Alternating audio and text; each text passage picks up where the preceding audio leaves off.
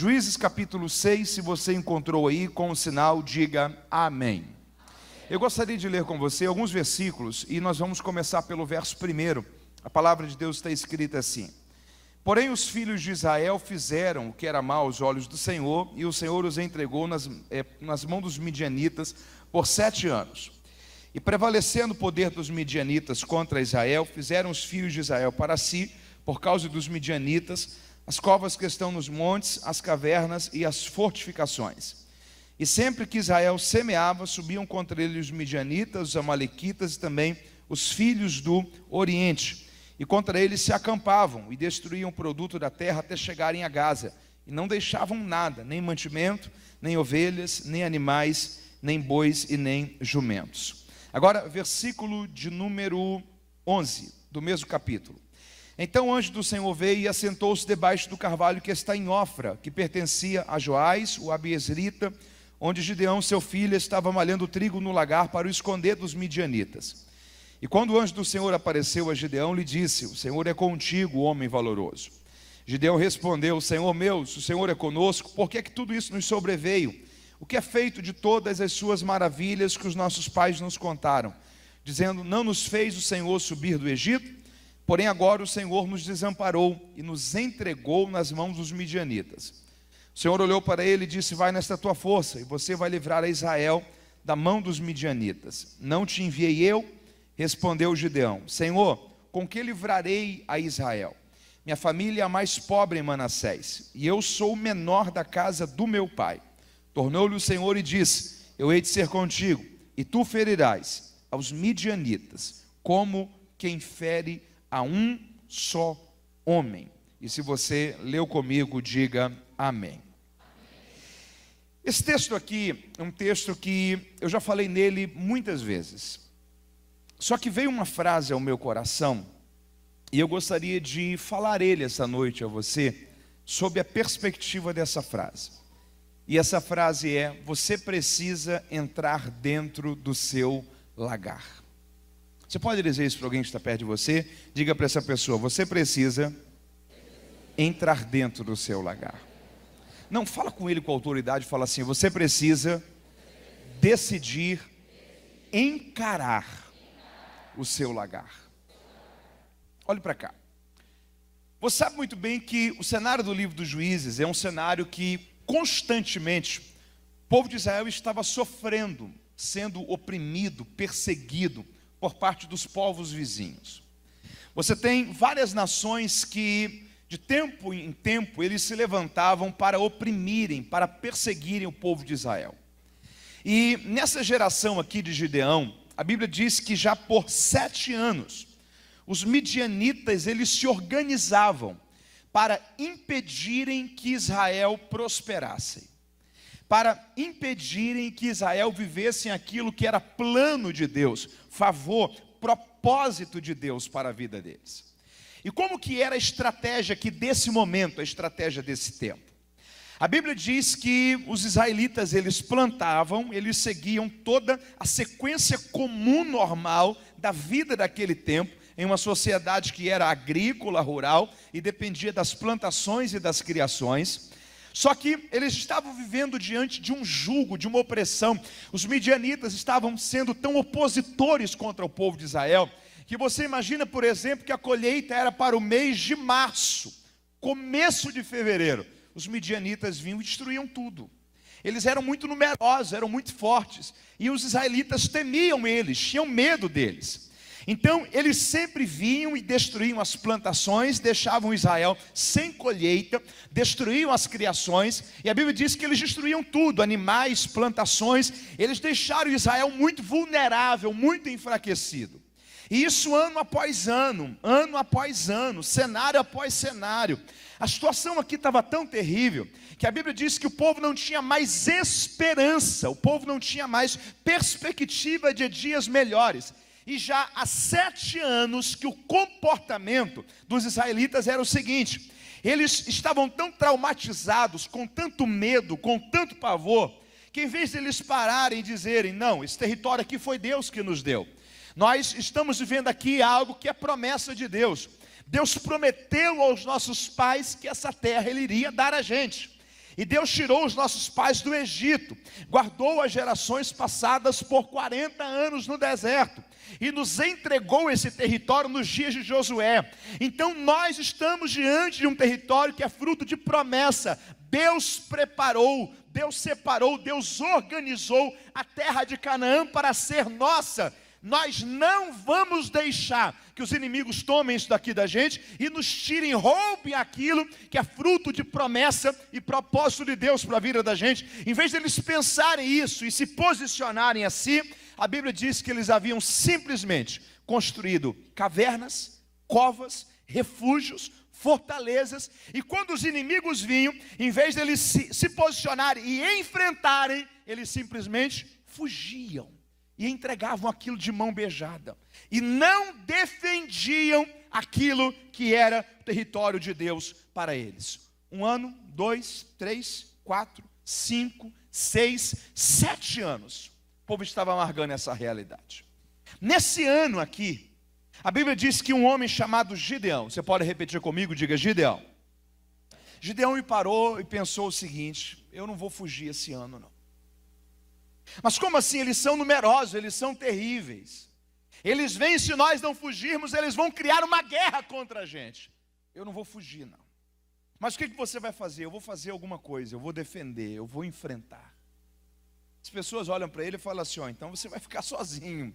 Nós não temos coragem para fazer isso com você. Não tem problema, ele fica. Primeira coisa que esse texto aqui ensina para a gente: você precisa entender que Deus sempre vai usar um posicionamento seu para mudar uma realidade na história da sua vida. Sabe o que Gideão entendeu? Esse território Deus nos deu, isso aqui é fruto de promessa de Deus. Eu vou defender isso daqui, eu não vou entregar isso daqui. Deixa eu falar uma coisa aqui a você esta noite. Talvez você está lidando com realidades que você simplesmente se acostumou com elas.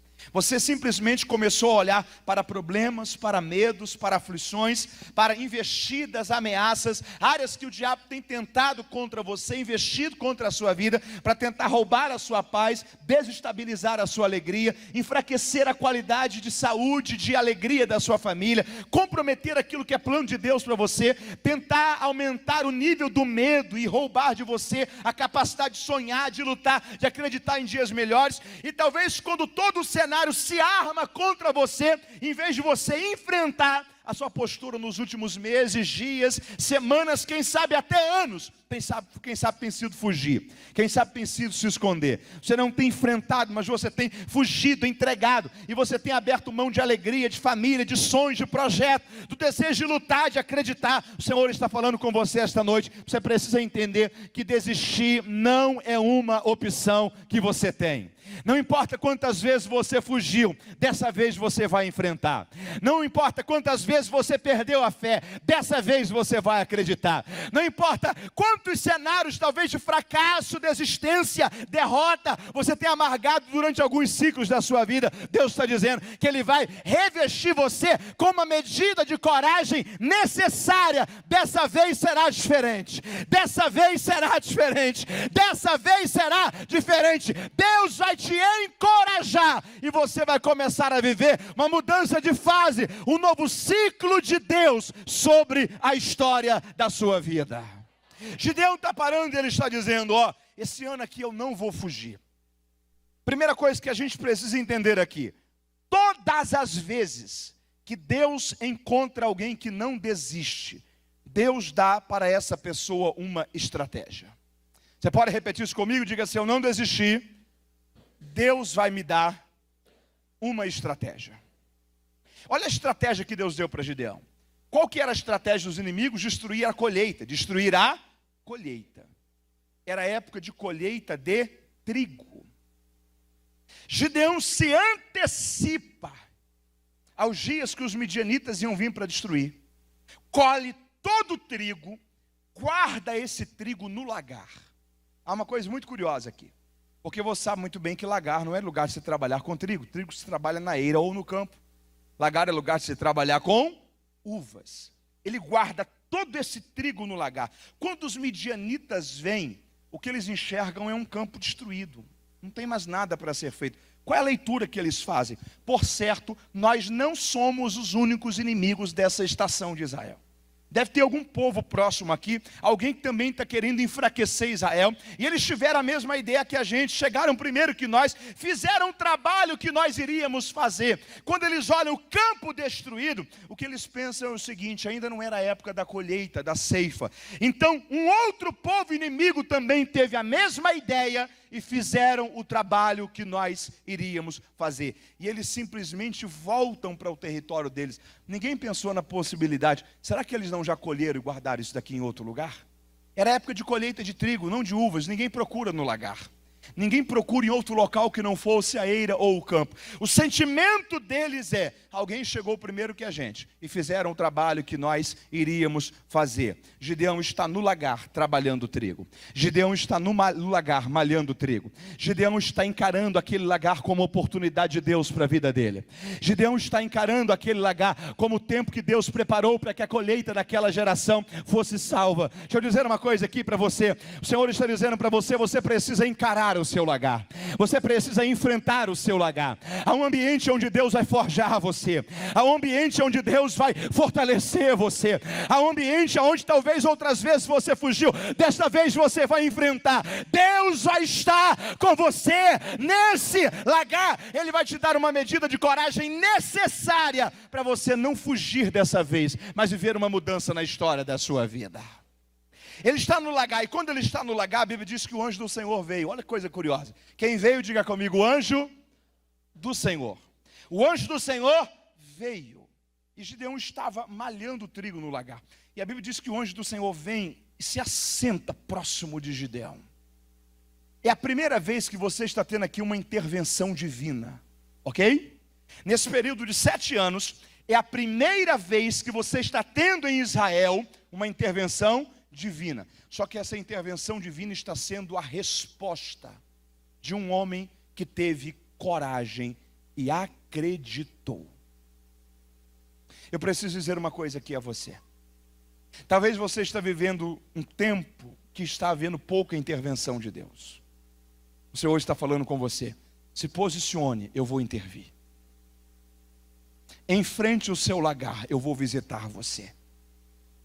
Tenha coragem e se mova. Você verá que a ação de Deus virá ao seu favor. O Gideão está tendo uma atitude que ele está quase que provocando aquela manifestação de Deus. Era como se Deus estivesse falando: Gideão, você acreditou? Eu vou recompensar a sua fé. Eu vou recompensar a sua coragem. A primeira lição que Gideão deixa para a gente é uma lição de coragem. Você pode repetir isso comigo? Diga: uma lição de coragem.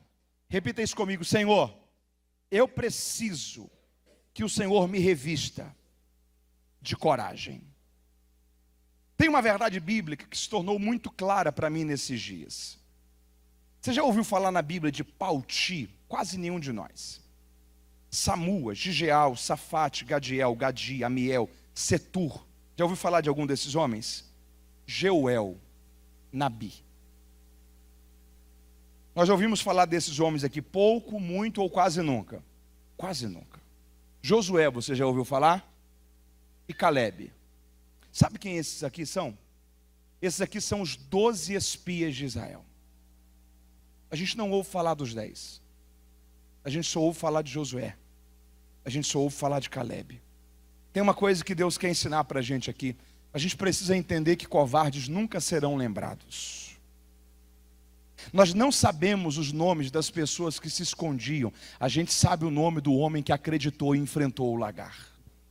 A gente não sabe nada da história das pessoas que preferiram fugir do que enfrentar. A gente sabe o nome do homem que acreditou e disse: esse lagar é a minha oportunidade. Eu vou viver uma história nova de Deus. Deus vai reescrever a história dessa geração. Vai haver uma mudança sobre essa nação. Nós sabemos o nome do homem que decidiu acreditar. Deus vai te encher de coragem e a sua história será fonte de inspiração para a vida de muita gente. Você está entendendo isso?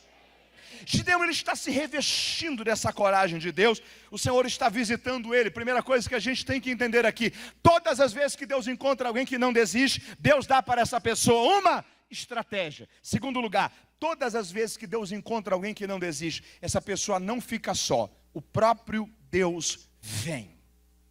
O anjo do Senhor vem, e o Senhor começa a conversar, dialogar com Gideão.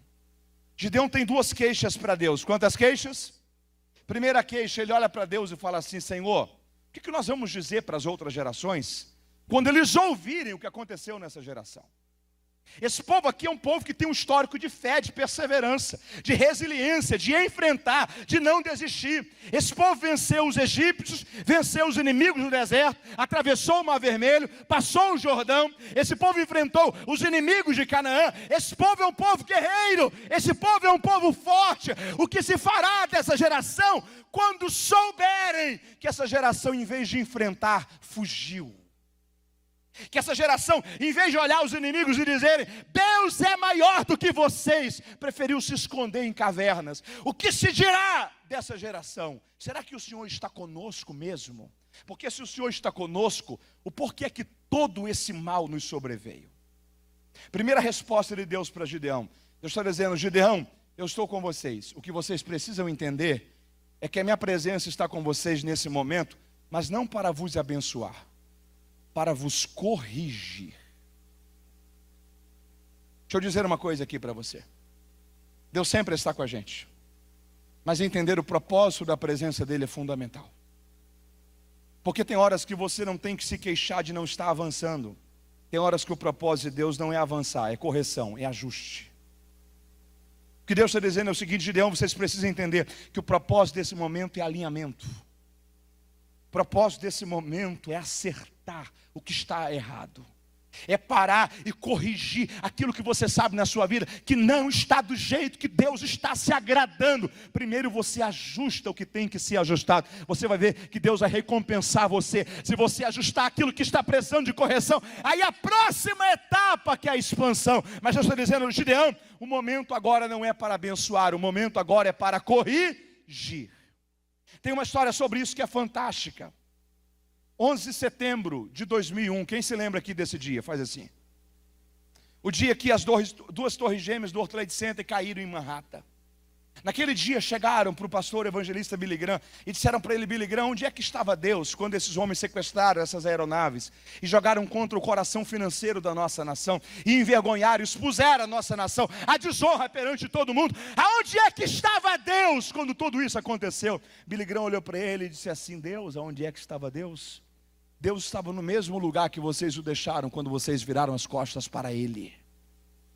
O que Billy Graham estava dizendo era: Deus está conosco sim, mas não confunda uma coisa, o momento agora não é para abençoar, o momento agora é para corrigir, o momento agora é para trazer para perto, o momento agora é para alinhar. Talvez você está no momento que você está dizendo: Deus, será que o Senhor está comigo mesmo? Deus está dizendo: estou, mas eu estou corrigindo você, eu estou tratando você, eu estou aperfeiçoando você, eu estou te trazendo para perto do meu propósito. Valorize essa característica da presença dEle, deixe Ele tratar e aperfeiçoar você. No tempo certo você verá que tudo fará sentido, mas Ele nunca nos abandona, Ele sempre está com a gente. Primeira queixa é: se o Senhor está conosco, como que a gente entende tudo isso? Deus resolve. Segunda queixa: Senhor, quem sou eu? Você pode repetir isso comigo? Diga: quem sou eu? Olha a alegação de Gideão.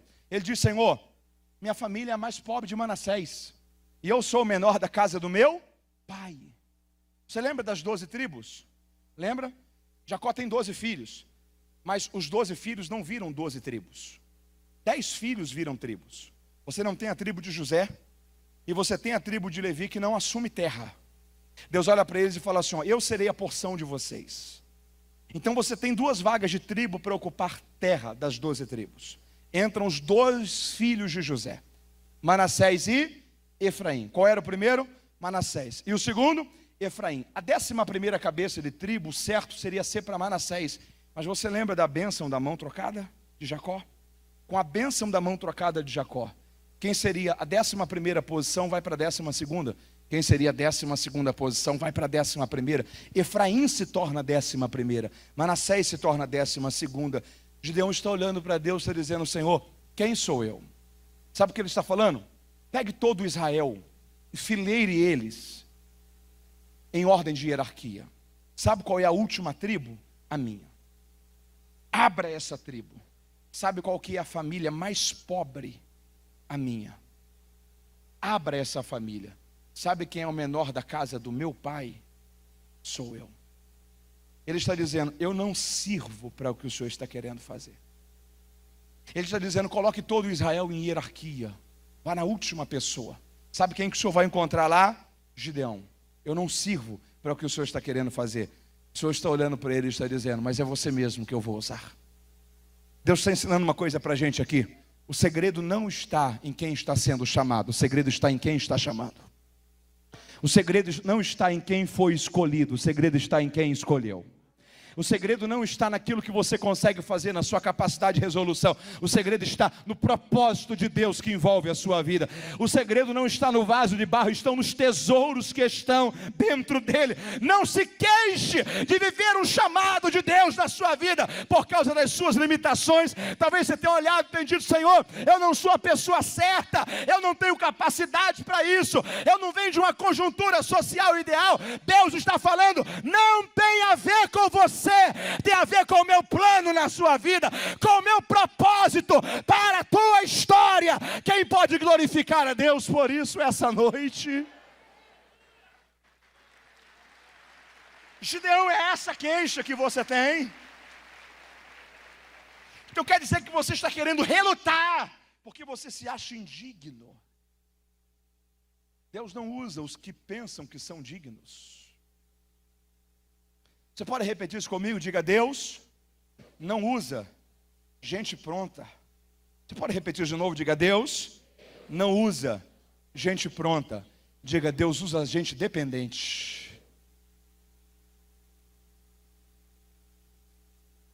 Deus não usa gente que confia em si. Deus usa gente que reconhece que de si não tem como. Se Jesus chegasse para você e dissesse assim, escolhe os 12 apóstolos para mim. Sabe quem que você não ia escolher? Pedro, Tomé, Levi, Tiago, João, André. O único dos 12 ali, sabe quem que a gente ia escolher? Judas.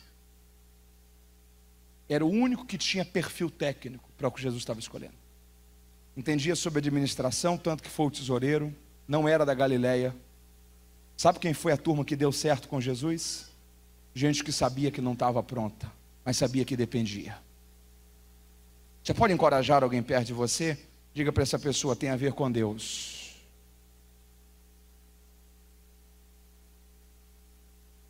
Gideão, você está querendo desistir porque você pensa que você não consegue?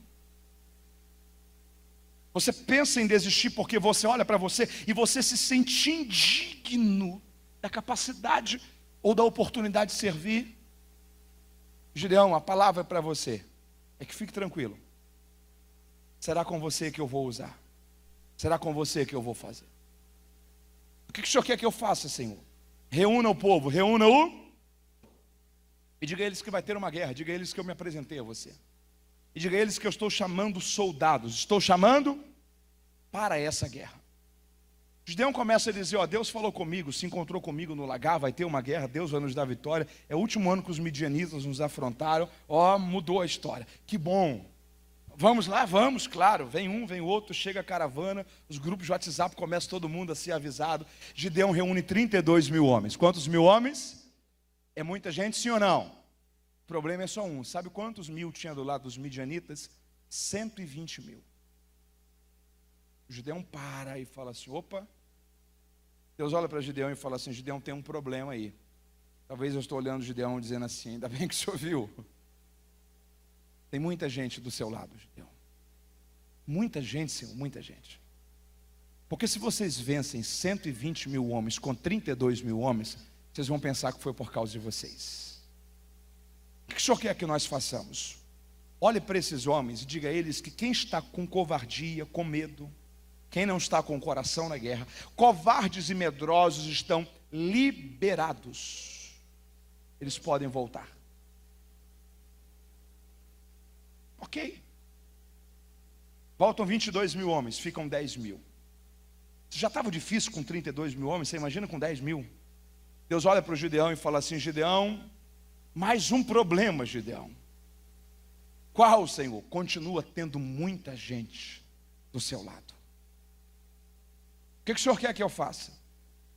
Leve esses homens para beber água e repare o comportamento deles. Aqueles que se lançarem por inteiro às águas, descarte. Aqueles que não se lançarem, mas pegarem água com a mão, levantarem, e olha essa expressão de Deus, beberem água como um cão bebe, separe esses. É esse tipo de gente que eu estou procurando para a minha obra. Olha a linguagem de Deus, gente que beba água como um cão bebe. Qual que é a ligação que Deus está fazendo aqui? Se você perceber, todas as vezes que um cão vai beber água, às vezes o focinho dele pode estar dentro da água bebendo. Os olhos deles sempre estarão livres. A visão deles sempre estará aberta. Deus está dizendo, eu sei que tem gente que vai se lançar por inteiro, mas eu estou à procura de gente que beba a água do hoje, mas não perca a visão do amanhã. Gente que enfrente o desafio do hoje, mas não perca a nitidez do que está pela frente.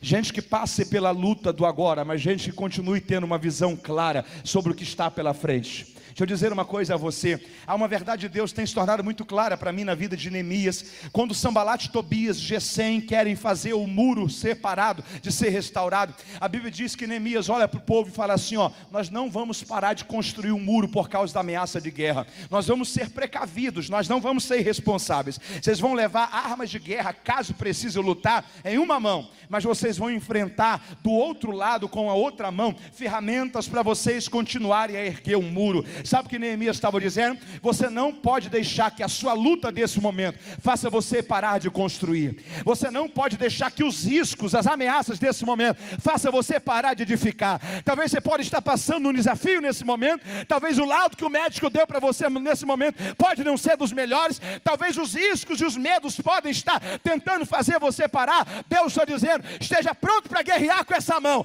mas continue a trabalhar, a construir, a gerar, a produzir com essa mão aqui.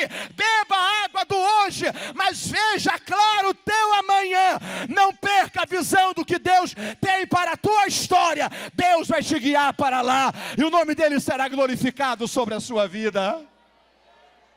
Deus estava dizendo, eu estou em busca de gente que se envolva com o hoje, sem perder a visão do amanhã. Você pode repetir isso comigo? Diga, eu não posso ser irresponsável. Diga, eu tenho que assumir a minha missão. Diga, mas eu não posso deixar que os riscos do hoje me façam perder a visão clara do amanhã. Você tem que se lembrar que a palavra de Deus diz que a nossa leve e momentânea tribulação, ela não pode ser comparada com o eterno peso de glória que há de ser revelado. O que a palavra de Deus está dizendo é que a tribulação ela pode até ser desafiadora, mas ela é leve e momentânea. Só que enquanto ela é leve e momentânea, a glória ela é eterna e pesada.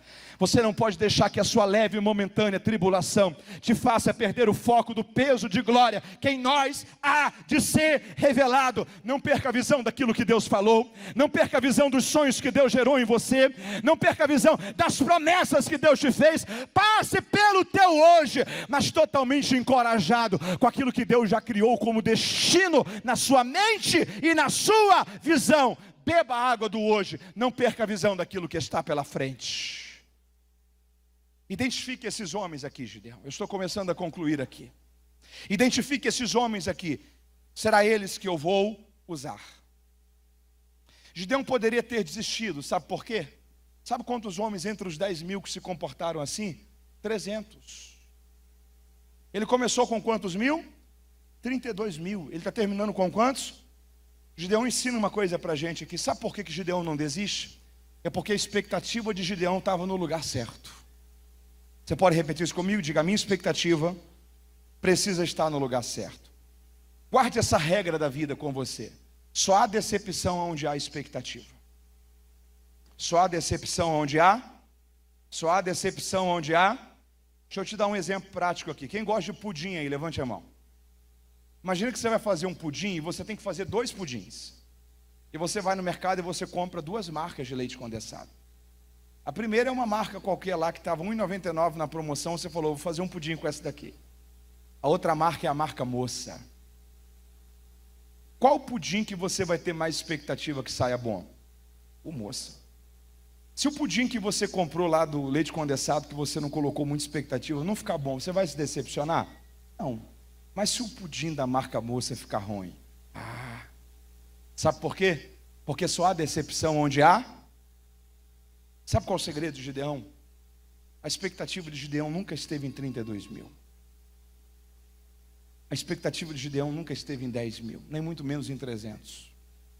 O dia que a gente entender que a nossa expectativa não tem que estar em pessoas, mas em Deus, o nosso coração vai ser curado de decepções.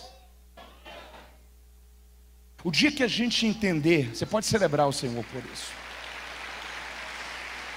O dia que a gente entender que a gente tem que estar brindado em Deus e nele deve estar a nossa confiança, a gente não vai temer nada. Gideão aqui está com 300, está com... Mas ele começou sozinho. Quem foi que ele atraiu? Diga comigo, corajosos. Quem foi o primeiro corajoso de todos? Ele. Sabe o que você precisa entender? O seu posicionamento vai determinar o tipo de gente que você vai atrair. A sua fé vai determinar o tipo de gente que você vai trazer para perto. Se você for do grupo pessimista, tem uma turma boa que vai andar junto com você. Se você for do grupo que encoraja e vai e enfrenta, nem todo mundo consegue voar na mesma altura. Não iguale a sua altura a gente que não tem fé. Iguale a sua altura a gente que crê. Iguale a sua altura a gente que confia. Iguale a sua altura a gente que tem a confiança em Deus. Deus vai nivelar o tipo de gente que vai andar com você com a postura espiritual que você tiver em Deus. Sabe o que Deus está ensinando aqui para Gideão? Deus está dizendo, Gideão, o segredo para você viver o meu plano para a sua vida não está em ter muita gente por perto, mas está em ter as pessoas certas. São 300 homens, mas é melhor 300 que estão enfrentando com fé do que 32 mil que talvez iria fazer muito volume, mas iria desviar o foco. Eu estou dizendo essa palavra de Deus a você em nome de Jesus. Deus vai trazer para perto as pessoas certas. Deus vai trazer para perto as pessoas certas. Deus vai trazer para perto as pessoas certas e se cumprirá o plano dele sobre a história da sua vida.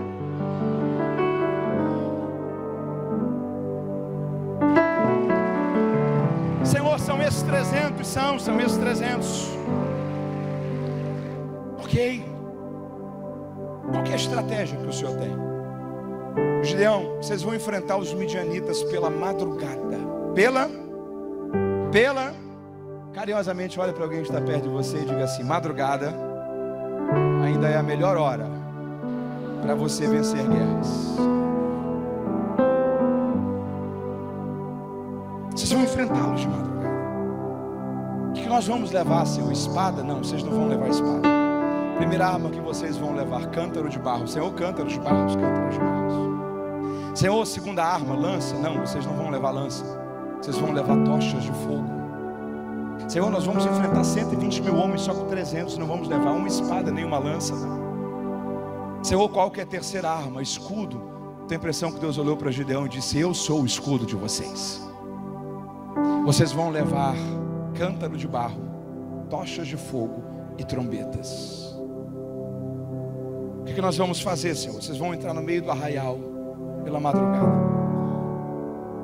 E vocês vão no mesmo instante tocar as 300 trombetas, quebrar os 300 cântaros de barro e levantar as 300 tochas acesas com fogo. Não sei se você já acordou com um susto, mas imagina você estar na tensão de uma guerra e você acordar com um barulho de 300 trombetas tocando, 300 cântaros de barro quebrando. Quando você olha desesperado, os inimigos invadiram e tochas de fogo espalhadas para todo lado. A Bíblia diz que os midianitas pararam e disseram, não, nós mexemos com o povo errado. Eles devem ter alugado exército contra nós. E aí entrou o orgulho da guerra. A Bíblia diz que eles começaram a puxar as suas próprias espadas e ferirem uns aos outros. Porque eles disseram, é mais honroso cairmos na nossa própria espada do que na espada do exército inimigo. Quando o dia amanheceu, o exército dos midianitas estava destruído, sem que Israel levantasse uma espada sequer, sem que Israel lançasse uma arma, uma lança sequer. Eu estou encerrando essa palavra, mas eu estou profetizando algo de Deus aqui para você. Só o que você precisa é obedecer e confiar. Deus vai entrar na sua guerra.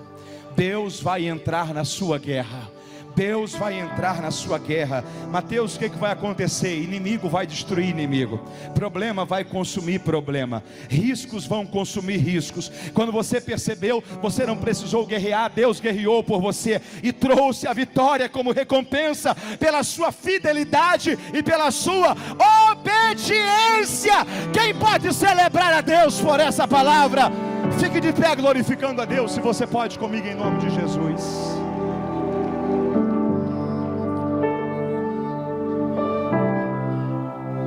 A obediência de Gideão, a confiança em Deus de Gideão, fez Deus agir. Eu quero orar com você agora, diante da convicção de que você não precisa temer. É Deus quem guerreia as nossas guerras. Você pode levantar onde suas mãos e diga: Senhor, a minha confiança está em Ti. Diga: minha alma, meu coração, não há o que temer. Deus está comigo. Ele guerreará a minha guerra. Diga: a minha vitória vem do Senhor. Você pode celebrar a Deus por isso? Você está me ouvindo? Diga amém. Eu preciso nessa hora, concluindo esse momento que me foi confiado para pregar essa noite, conhecer você que está distante dos caminhos do Senhor, você que ainda não entregou sua vida a Jesus, você que está precisando alinhar o seu coração ao propósito de Deus para você. Eu quero orar nesse momento, tanto você que está distante dos caminhos do Senhor, ou por você que precisa fazer uma decisão por Cristo e entregar a Ele a sua vida e recebê-lo como seu Senhor e Salvador. Chegou o momento de você encarar o seu lagar. Deus está na frente para te dar vitória. Aonde está a primeira pessoa para Jesus desse culto? Dê um sinal assim com a sua mão. Eu quero orar por você. Aonde está a primeira vida para Jesus?